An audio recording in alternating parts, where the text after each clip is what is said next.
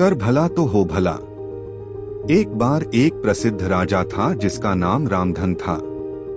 अपने नाम की ही तरह प्रजा सेवा उनका धर्म था।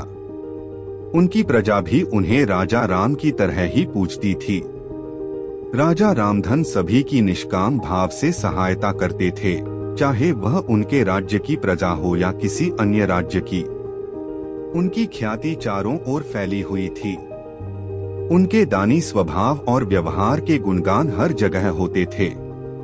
उन्हीं राजाओं में एक राजा था जिसका नाम भीम सिंह था। वह राजा रामधन की इस प्रसिद्धि से ईर्ष्या करने लगा। इसी जलन के कारण उसने राजा रामधन को हराने की योजना बनाई। भीम सिंह ने छल से युद्ध जीत लिया और राजा रामधन को जंगल में भटकने पर मजबूर कर दिया। इसके बाद भी राजा रामधन की लोकप्रियता कम नहीं हुई। हर जगह उन्हीं की बातें होती थीं, जिससे भीम सिंह और भी परेशान हो गया। तब उसने घोषणा की कि जो भी राजा रामधन को पकड़कर उसके सामने लाएगा, उसे इनाम दिया जाएगा। दूसरी ओर राजा रामधन जंगल में भटक रहे थे। तभी उन्हें एक यात्री मिला। उसने पूछा, भाई, तुम यहीं के लगते हो, क्या मुझे राजा रामधन के राज्य का रास्ता बता सकते हो? राजा रामधन ने पूछा, तुम्हें राजा से क्या काम है? तब यात्री ने कहा, मेरे बेटे की तबीयत ठीक नहीं है।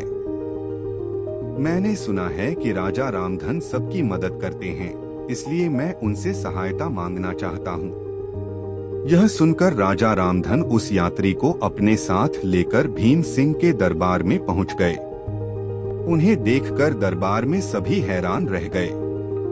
राजा रामधन ने कहा, हे राजन, आपने मुझे पकड़कर लाने वाले को 100 दीनार देने का वचन दिया था।